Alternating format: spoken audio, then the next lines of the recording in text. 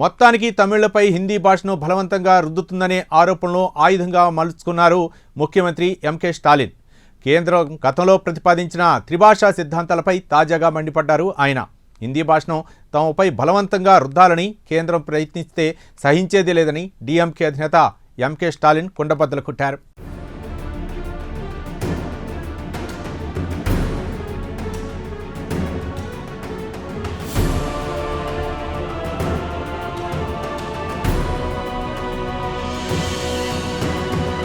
తమిళనాడు ప్రజలకు భాషాభిమానం చాలా ఎక్కువ.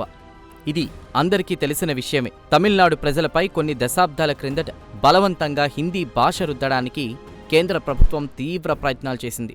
అయితే అప్పటి కేంద్ర ప్రభుత్వం ప్రయత్నాలను తమిళ ప్రజలు సమర్థవంతంగా తిప్పికొట్టారు.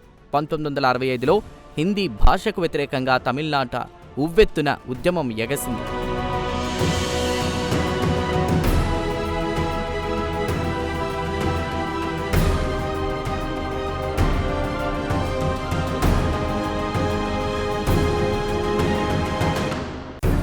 ప్రస్తుతం అదే దశాబ్దాల క్రిందటి హిందీ వ్యతిరేకతను ఆయుధంగా చేసుకున్నారు ముఖ్యమంత్రి ఎంకే స్టాలిన్. కేంద్రం గతంలో ప్రతిపాదించిన త్రిభాషా సిద్ధాంతంపై తాజాగా మండిపడ్డారాయన. హిందీ భాషను తమపై బలవంతంగా రుద్దాలని కేంద్రం ప్రయత్నిస్తే సహించేది లేదని డీఎంకే అధినేత ఎంకే స్టాలిన్ కుండబద్దలు కొట్టారు. తమిళ భాష అమరవీరుల దినోత్సవంలో పాల్గొన్నప్పుడు హిందీ భాషకు వ్యతిరేకంగా స్టాలిన్ ఈ వ్యాఖ్యలు చేశారు.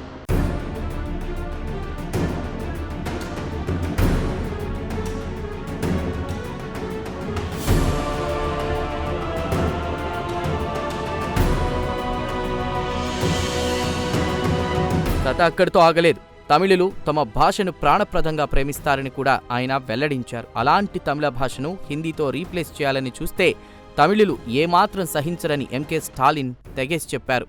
తమిళనాడులో హిందీకి ఇప్పుడే కాదు భవిష్యత్తులోనూ స్థానం ఉండదని ఆయన కుండబద్దలు కొట్టారు.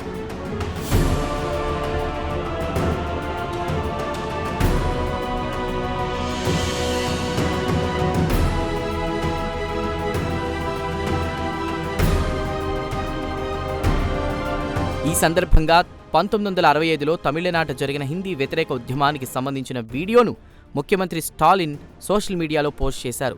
మరో 3 నెలల్లో అసెంబ్లీ ఎన్నికలు జరగనున్న నేపథ్యంలో హిందీ వ్యతిరేక ఉద్యమాన్ని డీఎంకే అధినేత స్టాలిన్ సోషల్ మీడియాలో పోస్ట్ చేయడం ప్రాధాన్యత సంతరించుకుంది. ఈ సందర్భంగా 1965 నాటి నిరసనల్లో ప్రాణత్యాగం చేసిన తమిళ భాష అమరవీరులకు స్టాలిన్ నివాళులర్పించారు. కాగా తమిళనాడులో ప్రతి ఏడాది జనవరి 25వ తేదీన తమిళ భాష అమరవీరుల దినోత్సవంగా నిర్వహిస్తారు.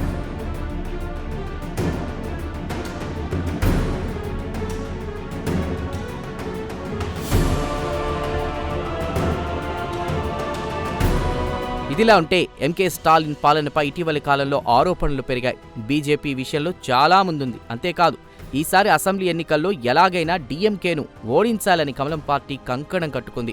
ఈ నేపథ్యంలోనే తమ నాయకత్వంలోని ఎన్డీఏ కూటమిని బీజేపీ బలోపేతం చేస్తోంది. ఇందులో భాగంగానే టీటీకే దినకరన్ నాయకత్వంలోని అమ్మా మక్కల్ మున్నేట్ర కజగం పార్టీ కొన్ని రోజుల క్రిందట ఎన్డీఏ కూటమిలోకి ఎంట్రీ ఇచ్చింది. కాగా ఎన్డీఏ కూటమిలోకి దినకరన్ ఎంట్రీ ఇది రెండోసారి.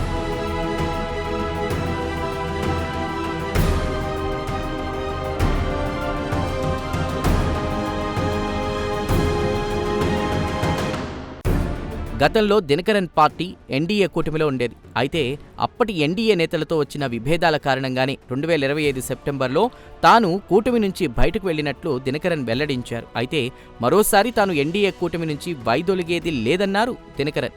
ఎంకే స్టాలిన్ నాయకత్వంలోని డీఎంకేను అధికారం నుండి దింపడమే తమ ప్రధాన లక్ష్యమన్నారాయన. ఈ ఏకైక లక్ష్య సాధనలో భాగంగానే మరోసారి తాను అలాగే తన పార్టీ ఏఎంఎంకే ఎన్డీఏ కూటమిలోకి ఎంట్రీ ఇచ్చినట్లు దినకరన్ వెల్లడించారు.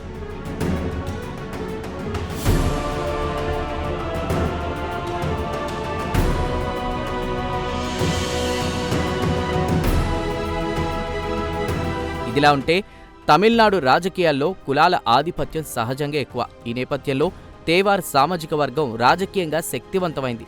ప్రధానంగా దక్షిణ తమిళనాడులో తేవార్ సామాజిక వర్గం హవా ఎక్కువగా ఉంటుంది. అయితే దినకరన్ కూడా తేవార్ సామాజిక వర్గానికి చెందిన వ్యక్తి కావడం విశేషం. ఈ నేపథ్యంలో దినకరన్ ద్వారా యావత్ తేవార్ సామాజిక వర్గాన్ని ఎన్డీఏ కూటమి వైపు తిప్పుకోవాలన్నది బీజేపీ వ్యూహం అంటున్నారు రాజకీయ పరిశీలకులు. ఏమైనా మరోసారి విజయం తమదే అంటున్నారు డీఎంకే అధినేత ఎంకే స్టాలిన్.